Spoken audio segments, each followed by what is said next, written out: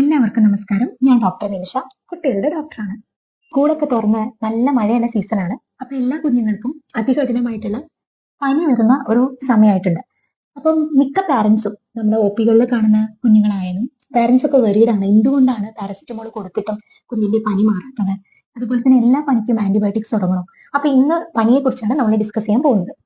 ഒന്നാമത്തെ കാര്യം, പനി എന്ന് പറയുന്നത് ഒരിക്കലും ഒരു രോഗമല്ല.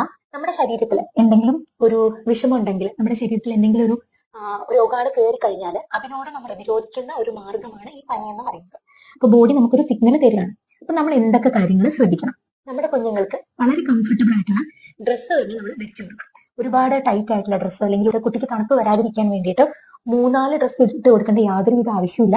കംഫർട്ടബിൾ ആയിട്ടുള്ള കോട്ടൺ ഡ്രസ്സുകൾ തന്നെ ഇട്ട് കൊടുത്താൽ മതിയാകും. ഇനി നല്ല തണുപ്പുള്ള ക്ലൈമറ്റ് ആണെന്നുണ്ടെങ്കിൽ അതിനനുസരിച്ചുള്ള ഡ്രസ്സ് നിങ്ങൾക്ക് ഉപയോഗിക്കാവുന്നതാണ്. എന്നാലും കഴിവതും ഓവർ ഡ്രസ്സിങ് ഒഴിവാക്കണം. രണ്ടാമത്തെ കാര്യം ശ്രദ്ധിക്കേണ്ടത്, പനി വരുമ്പോൾ കുഞ്ഞുങ്ങൾക്ക് ഡീഹൈഡ്രേഷൻ അല്ലെങ്കിൽ നിർജ്ജലീകരണം സംഭവിക്കാനുള്ള ചാൻസ് ഉണ്ട്. അപ്പൊ നന്നായിട്ട് തന്നെ വെള്ളം കുടിപ്പിക്കാൻ വേണ്ടി ശ്രദ്ധിക്കാം. ഈ വെള്ളം എന്ന് പറയുമ്പോൾ പല പാരന്റ്സും തെറ്റിദ്ധരിക്കാറുണ്ട്. ഫ്രൂട്ട് ജ്യൂസസും അതുപോലെ ഒരുപാട് മധുരട്ടിട്ടുള്ള പാനീയങ്ങളും ടെട്രാ പാക്സും ഒക്കെ കൊടുക്കാറുണ്ട്. അപ്പൊ ഇതൊന്നും കൊടുക്കേണ്ട യാതൊരുവിധ ആവശ്യമില്ല.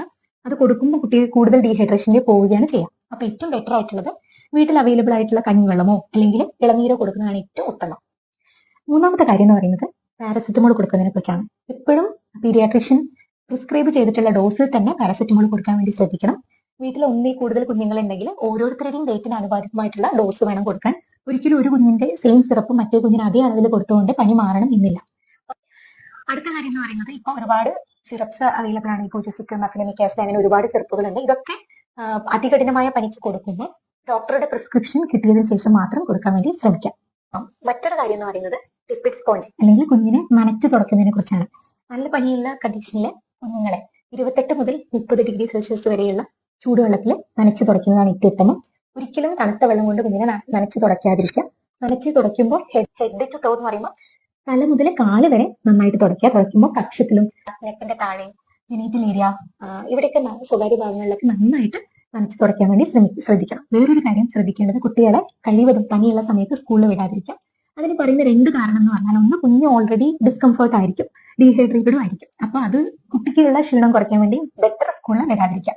രണ്ടാമത്തെ കാര്യം, വൈറൽ ഫീവർ ഒക്കെ ആണെങ്കിൽ അടുത്തിരിക്കുന്ന കുഞ്ഞിനെ ഇത് കിട്ടാനുള്ള ചാൻസ് ഉള്ളതുകൊണ്ട് തന്നെ മറ്റുള്ളവരിലേക്ക് സ്പ്രെഡ് ചെയ്യുന്നത് കുറയാനും കുഞ്ഞുങ്ങളെ സ്കൂളിൽ വിടാതിരിക്കുന്നത് ഉത്തമമാണ്. എപ്പോഴും പാരന്റ്സ് പറയുന്ന കംപ്ലൈന്റ് ആണ്, രാവിലെ നിങ്ങൾക്ക് ഒന്നും കഴിക്കുന്നില്ല. നിങ്ങൾ നിങ്ങളുടെ കാര്യം തന്നെ ആലോചിച്ച് നോക്കുക.